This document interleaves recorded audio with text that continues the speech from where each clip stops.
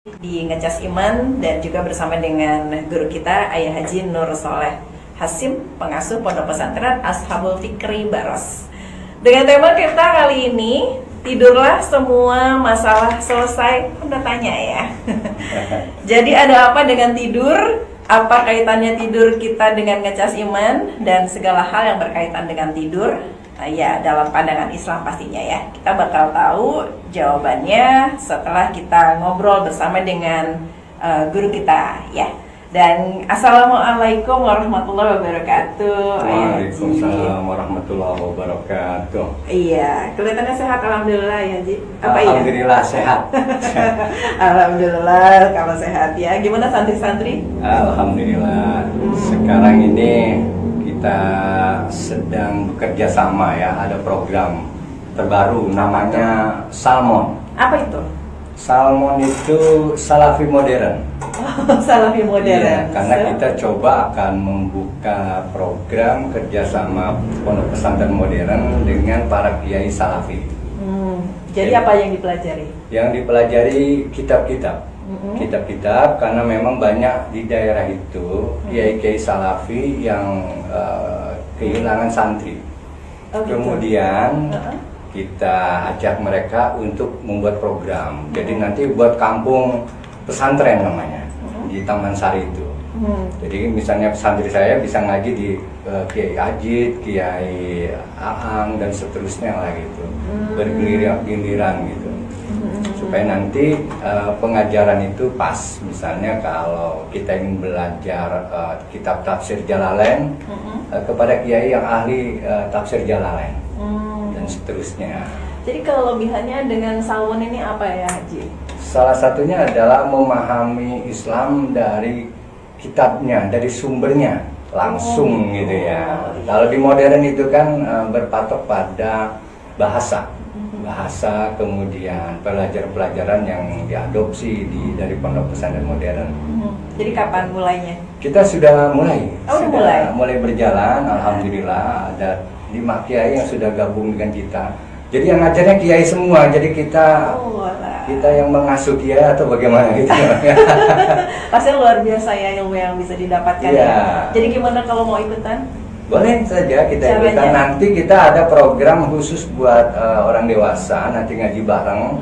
Khusus nanti kitab Al-Hikam Ibnu Athaillah. Kita sudah lagi akan ngebuka pengajian itu. Jadi nanti pengajian malam, habis pengajian kita ngeliwat ya, ngegonjreng lah gitu. Seru ya. Biar seru. Oke, untuk keterangan lebih lanjut bisa ke mana nih Ayah Haji? Ya saya boleh ke Pondok Pesantren Ashabul Fikri. Nanti kita di Baros ya. Di Baros. Nanti di googling aja sudah ketemu lah Pondok Pesantren Ashabul Fikri. Terus masuk ada nomor kontaknya juga. Ada nomor kontaknya di sana. Oke, jadi langsung aja ya googling ya. Googling lah. Apa di sini aja Ayah Haji? Sebutin mungkin bisa ke nomor yang bisa dihubungi. Iya, udah pada tahu lah. Oke, siap. Baiklah, Ayah Haji, mudah-mudahan sukses dengan kegiatan Pondok Pesantren Ashabul Fikrinya ya, dan kegiatan Salmon ya. Salafi Modern. Wah. Bukan ikan. Jadi filosofinya tetap ikan salmon. Ikan salmon itu enak gitu ikan salmon ya. Betul, gizinya tinggi, kemudian dia akan pulang kepada habitat asalnya. Jadi pesantren itu harus kembali kepada fitrahnya pada pesantren, yaitu membaca, kemudian mempelajari kitab-kitab para leluhur kita yang sudah terdahulu membuat kitab itu. Dan pastinya membuat kita jadi lebih cinta kepada agama kita, kepada Allah, kepada Rasulullah ya. Oke, dan mengimplementasikannya ke masyarakat juga. Oke, baik Ayah Haji. Tema kita hari ini, tidurlah semua masalah selesai, tapi ada tanda tanyanya ya. Tergantung kita. Ini maksudnya gimana ya gitu. Kita mau simak kajiannya. Ayah, silakan Ayah Haji. Baik, Assalamualaikum warahmatullahi wabarakatuh. Alhamdulillah wa syukurillah, la haula wa la quwata illa billahil azim. Allahumma la ilma lana illa ma 'allamtana innaka antal alimul hakim. Kenapa kita hari ini ngebahas tentang tidur? Jadi ada tiga fitrah dasar manusia yang memang itu milik manusia, milik makhluk, tidak milik Allah. Jadi karena Allah tidak butuh makan, tidak butuh tidur, dan juga tidak butuh reproduksi. Makanya ada 3 fitrah dasar manusia itu adalah pertama dia tidur. Jadi fitrah dasar itu. Jadi kalau orang nggak tidur ini berbahaya gitu ya. Yang kedua makan dan mencari makan itu adalah fitrah. Makanya kalau pagi kita udah segar bugar, pagi itu adalah kita mencari nafkah untuk makan kita, makan anak-anak kita dan istri dan juga yang lainnya. Yang ketiga fitrahnya itu adalah reproduksi, menikah. Ini ya fitrah dasar gitu. Makanya ketiga fitrah ini memang harus kita kaji secara benar biar nanti kita menjadi manusia yang benar-benar manusia. Jangan kita menjadi manusia ke iblis-iblisan gitu atau ke binatang-binatangan, karena memang kita tidak mampu menganalisa, memahami fitrah manusia itu sendiri. Oke, kita kembali ke tidur nih yang paling penting. Fitrah dasar yang utama itu sebenarnya tidur. Kedengaran sederhana ya. Sederhana tidur. Tidur itu kan merem ya. Nah, memejamkan mata itu tidur. Ternyata ini menjadi sangat penting sekali bagi metabolisme tubuh manusia. Betul banget. Iya, kurang tidur bisa nggak fokus, bisa badan nggak enak dan seterusnya. Makanya di dalam ilmu tidur itu ada yang namanya utang tidur. Betul. Utang tidur itu kalau kita tidur, nggak tidur malamnya, itu akan lagi besoknya lagi, dan itu akan ditagih oleh tubuh kita. Karena itu kebutuhan tidur itu. Makanya seperti makan kalau nggak makan itu perut kita akan nagih. Ayo dong, makanin perut saya. Kan itu sama juga misalnya kebutuhan biologis, kalau tidak dipenuhi itu akan menagih.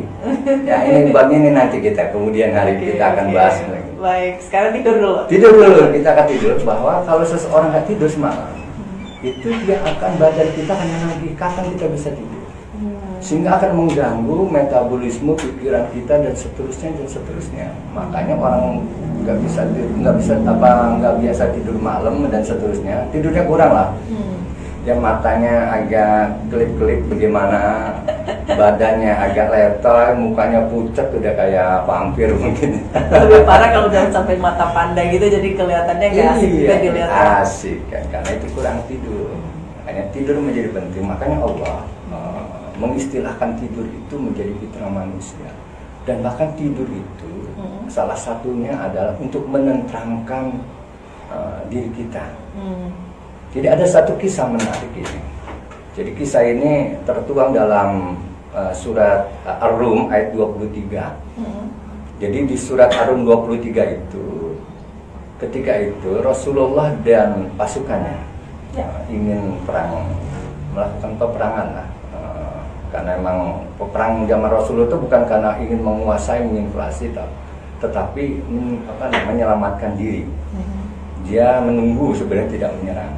Makanya ketika orang kafir Quraisy datang begitu banyaknya dan jumlah pasukan Rasulullah sangat sedikit, kemudian Allah kasih nikmat yang namanya ngantuk berat. Tidur. Jadi malam-malam itu, ketika dalam perjalanan itu sahabat Nabi yang bawa pedang, jatuh pedangnya. Kemudian semuanya pada ngantuk, dibuat ngantuk. Itu namanya ngantuk disebut dengan nuas tadi. Nuas.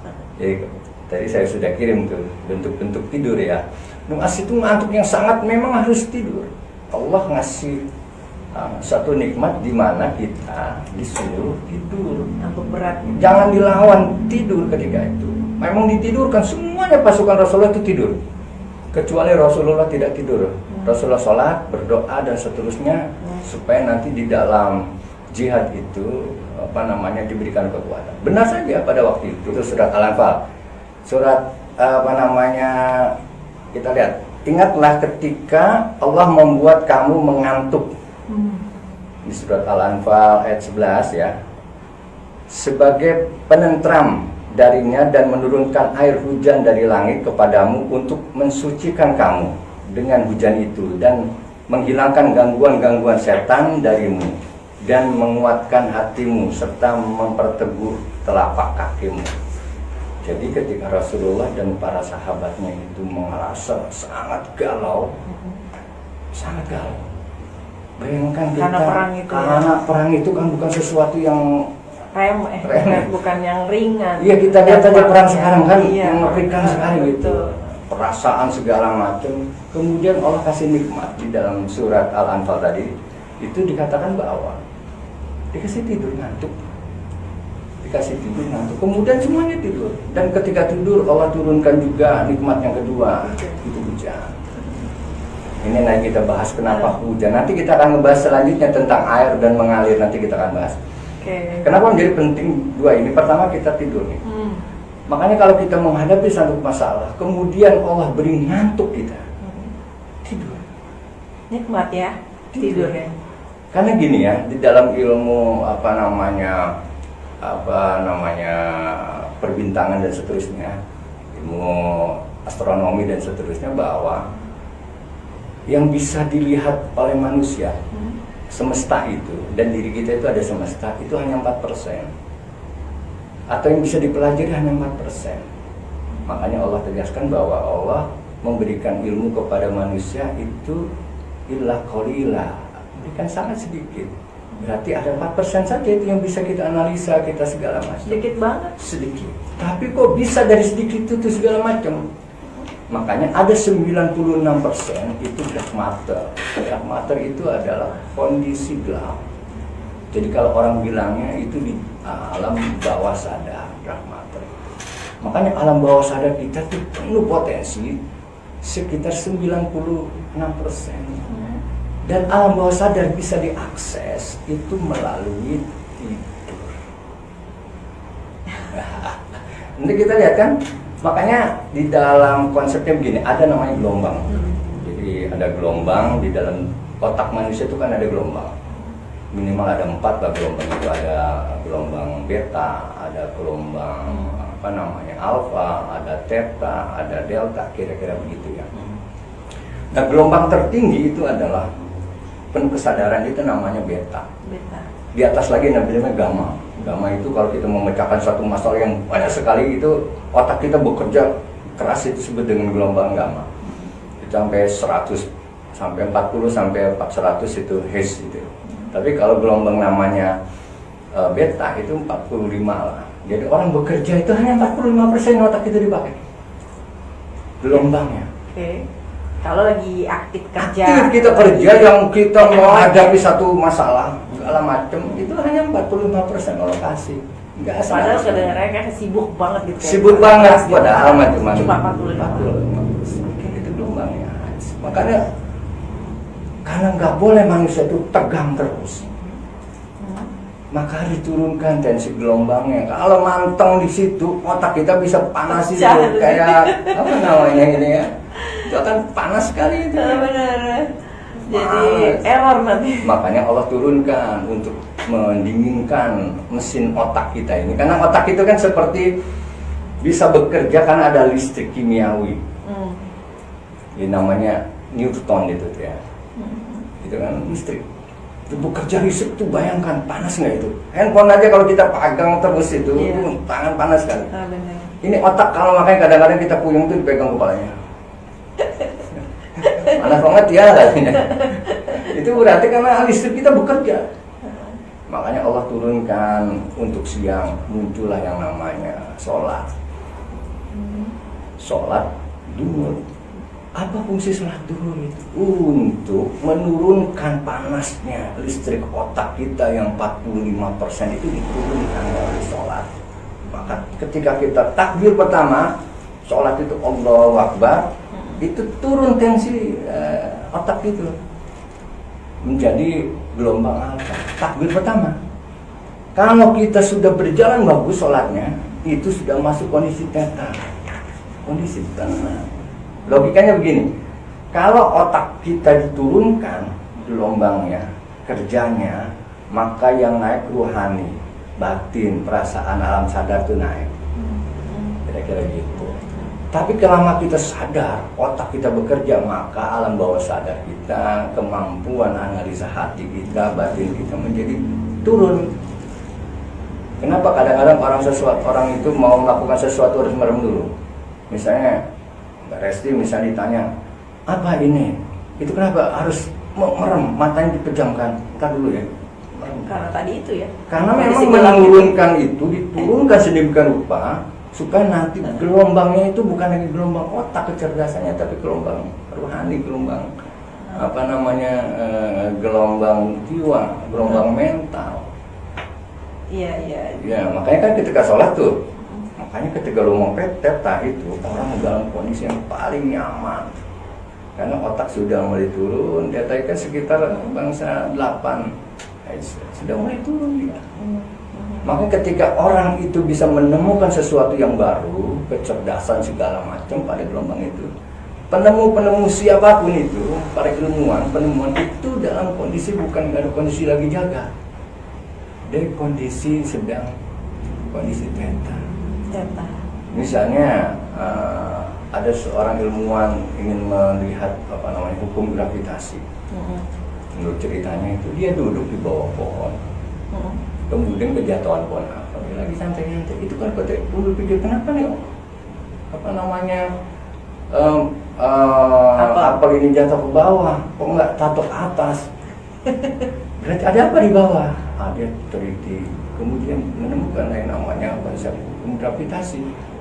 Banyak hal yang dilakukan karena memang dalam kondisi seperti itu. Berawal dari tidur ya. Berawal dari tidur santai.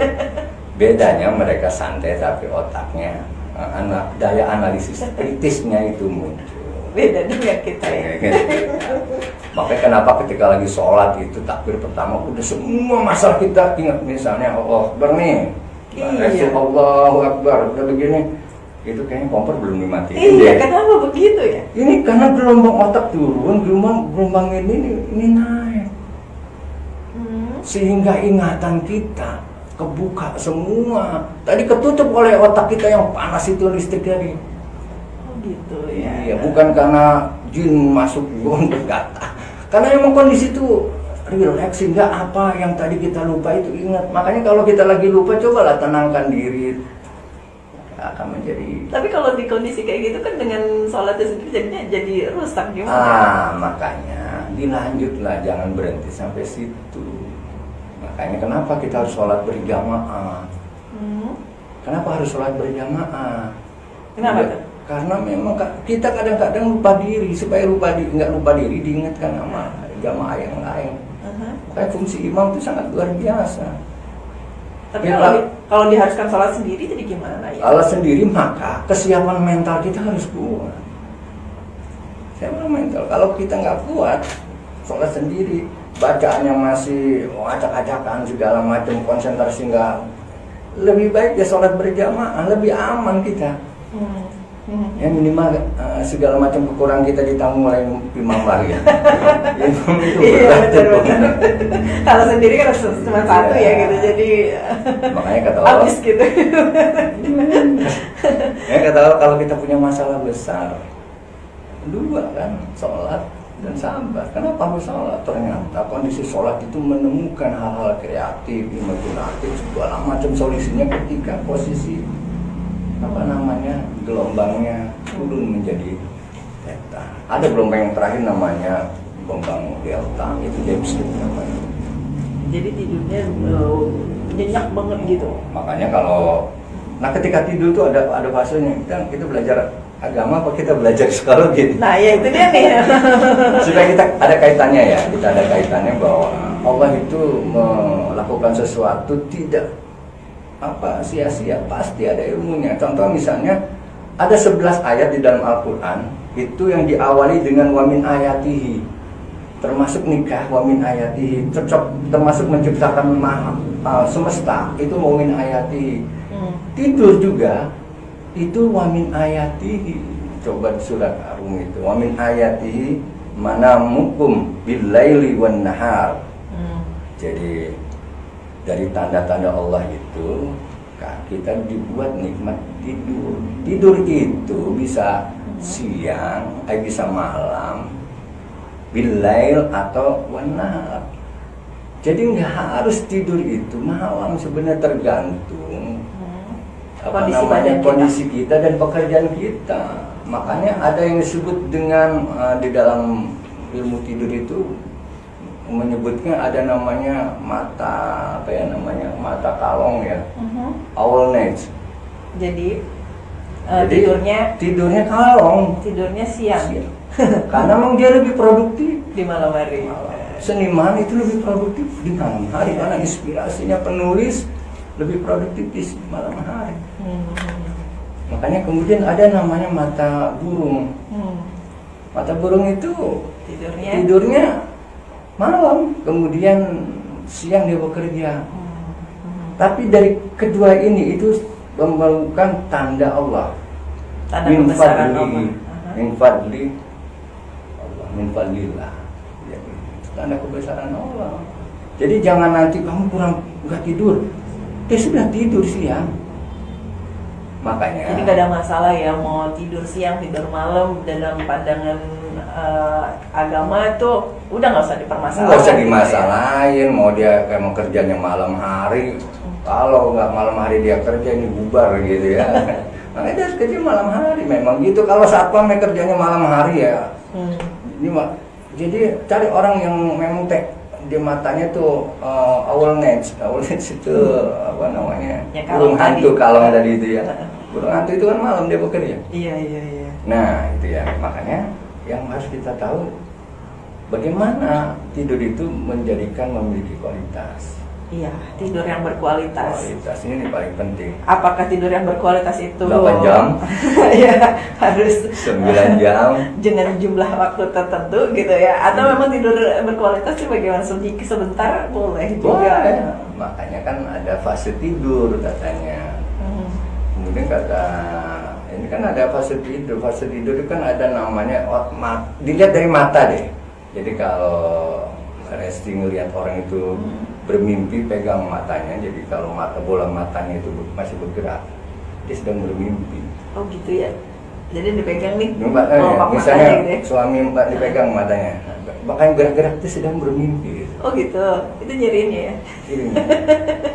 Tapi kalau dia matanya sudah di tengah, itu orang sebutnya dengan kali istilah non-REM. Non-REM itu REM. Rapid Eye Movement. Ya, tidur udah yang paling enak tuh ya. Itu tidur itu kan seperti itu, ada fasenya. Jadi kalau orang masih bergerak matanya, pegang itu masih belum tidur. Itu dalam kondisi mimpi. Dia sudah merem kondisinya, tetapi kondisinya belum sangat tidur. Itu disebut dengan kalau kita mengalami namanya fase gelombang theta. Gelombang theta itu, nah itu sebenarnya fungsi kita. Apapun di gelombang itulah yang harus kita kejar. Gimana caranya ya? Contoh, ini saya praktek sendiri ya, misalnya. Saya punya apa namanya anak didik gitu ya. Makanya anak saya memang rada ini lah. Cuman kemudian ketika sebelum tidur itu baru tidur sekitar 90 menit ya tidur itu waktunya ya. Itu kondisi namanya kondisi theta. Kita bicara, nah jangan nakal ya. Nah harus begini ya, nah ya. Nah harus belajar ya yang rajin.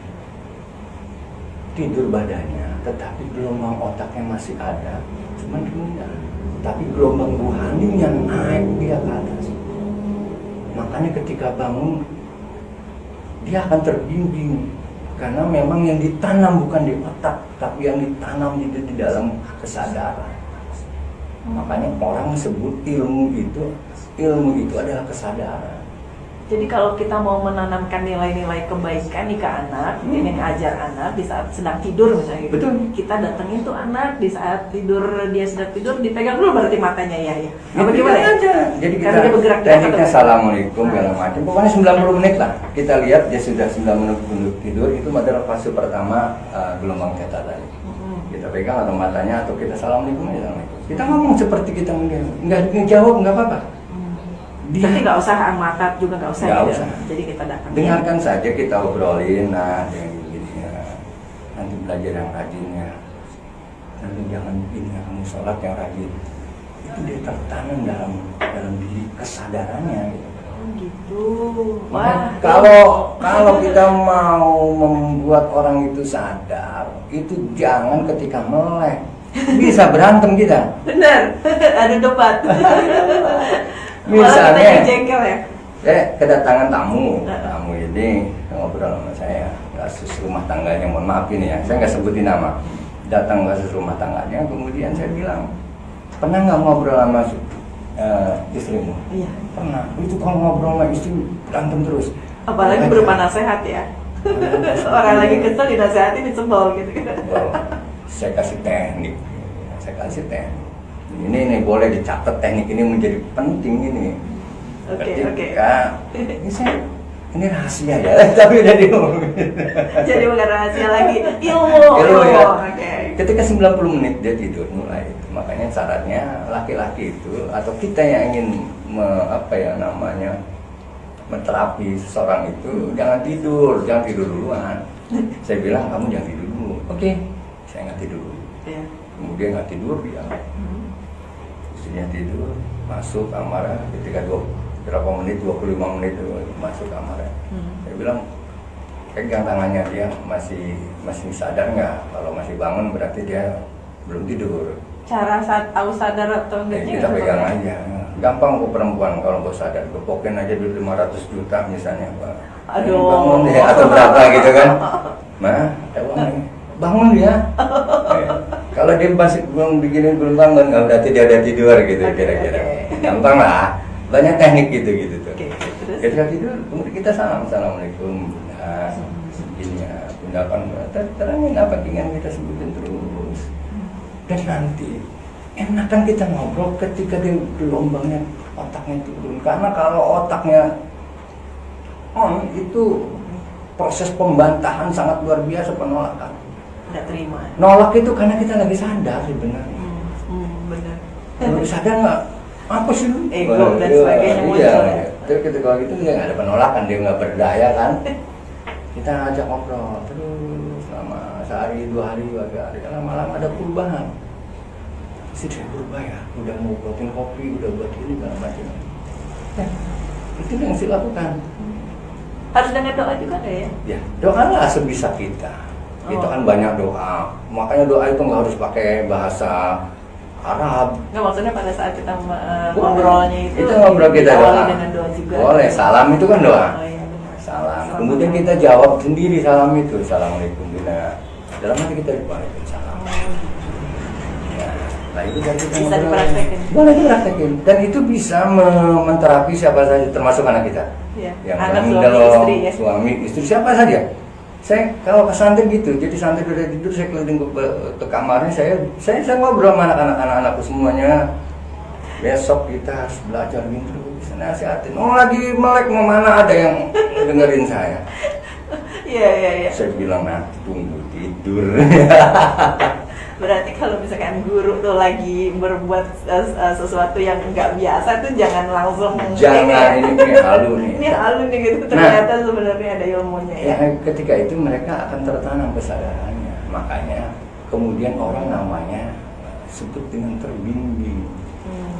Saya nggak boleh ngelakuin itu, kayaknya nggak boleh ngelakuin ini, saya harus begini deh. Siapa yang menunjukkan tadi? Itulah omongan kita yang kita tanam di dalam kesadaran bawah sadar manusia tadi. Itu lebih hebat, lebih nempel ya, 96% tadi itu. Iya. Makanya tidur itu sangat dahsyat. Makanya banyak wahyu-wahyu Allah itu didatangkan lewat tidur, lewat kondisi teta. Dalam mimpi gitu ya. Dalam mimpi atau kondisi sadar tapi dia kondisi teta. Gimana ya lagi? Tapi kalau dalam kondisi kayak lagi deep sleep itu nggak masuk. Dia juga nggak masuk. Nah kan nanti ada namanya Membedainnya gimana ya? Kan kita bingung. turun. Jadi ada namanya insulin itu di dalam tubuh manusia. Apa namanya ya? Insulin untuk tidur itu melatonin. Kenapa nih? Melatonin itu diproduksi oleh tubuh manusia secara alami. Makanya ketika sudah jam habis isya itu mata udah mulai ngantuk karena produksi melatonin di otak kita bekerja. Terus itu melatonin itu sampai malam. Kalau kita tidur itu melatoninnya nambah tinggi.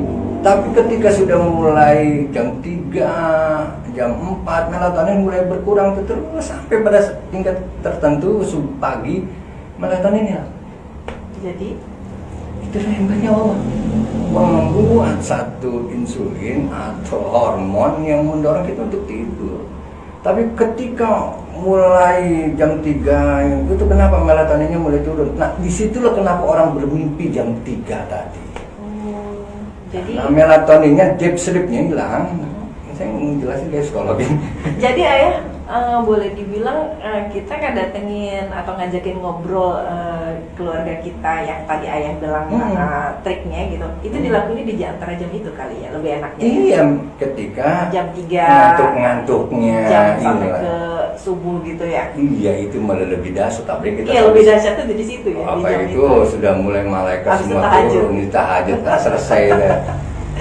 Itu yang kita sebut dengan membangun kesadaran melalui alam bawah sadar. Makanya itu lebih mengasihkan menurut kita. Makanya orang bekerjanya ngomongin kapan nasihatin anak. Saya itu nggak pernah nasihatin anak. Jadi cukup diajak ngobrol di tengah malam. Makanya kalau istri marah, mohon maaf ya istriku ya. Saya lakukan ini karena memang ilmu. Iya. Jadi ketika istri saya lagi sadar, saya ajak ngobrol, itu bisa duder itu. Iya, bukan ayah aja, semua. Makanya ketika saya bilang, tunggu dia lu tidur, hajar. Aduh, iya benar ya. Jadi lebih dahsyatnya itu justru memang di tengah malam, di antara jam orang enak-enaknya tidur gitu ya. Kan ada turun tuh, ketika jam 12 dan segala macam itu lagi tinggi-tinggi ya melatonin ini. Kemudian akan turun pada fase menjelang subuh, yaitu jam 3, jam 4 itu melatonin. Nah itu pada posisi, kembali pada posisi kita. Kenapa orang kadang bermimpi itu di jam 3, jam 4? Karena posisinya sudah mulai, melatoninnya mulai berkurang, kemudian kesadarannya mulai muncul, dan mulai akan menghilang. Itu posisi nikmat untuk kita membangun kesadaran. Kenapa doa itu dibangun seperti itu? Karena memang ketika situlah yang pas. Makanya kalau dalam ilmu tidurnya orang psikolog itu yang paling hebat ya ketika ternyata. Makanya kan orang nggak diajak ngobrol, dibuat relax dulu, dibuat santai, dibuat segala macam, dibuat santai dulu, kemudian dia relax agak ngantuk-ngantuk dikit gitu tuh. Hipnotis gitu ya? Kayak hipnotis kan, seperti dibuat tidur. Makanya ini menjadi penting gitu. Oke, tidur itu begitu istimewanya ya, tentang tidur ini sampai dibahas di dalam Al-Quran ya. Adanya rasa kantuk menjadi salah satu tanda yang menunjukkan kebesaran Allah Subhanahu Wa Taala. Ada banyak hikmah dan manfaat gitu dari tidur tadi seperti yang disampaikan oleh Ayah Haji ya. Ternyata kita juga kalau mau tadi menasehati itu juga bisa dilakukan ketika mereka sedang tidur gitu. Tapi jangan pada kondisi delta, deep sleep, tapi kondisi theta. Kondisi theta dan 90 menit tidur lah. Jadi awal 90 menit. Jadi ya, kayak gitu fasenya. Jadi intinya kita ketika mau menasehati kan enggak langsung spontan ya, berarti harus ada persiapan. Nah, kita tahu ya, kita lihat nih yang mau tidurnya ini mau dinasehati ini tidur udah berapa lama gitu ya. 90 menit apa belum ya. Kalau 9 menit kedua udah lah, orang itu sudah asik tidur. Oke. Jadi itu ya. Iya, tapi lebih dahsyatnya tadi di jam 3-an. Jam 3 karena jam melatonin 3. sudah mulai turun, insulinnya mulai turun, kemudian dia naik. Bangun kesadaran sudah mulai ada muncul. Ketika bangun kesadaran pertama dia muncul, itulah sebenarnya seperti kita menghirup udara pagi sebenarnya. Masih segar-segernya itu, enak diajak belajar. Masuk nyerap ya. Iya. Oke. Habis itu tahajud.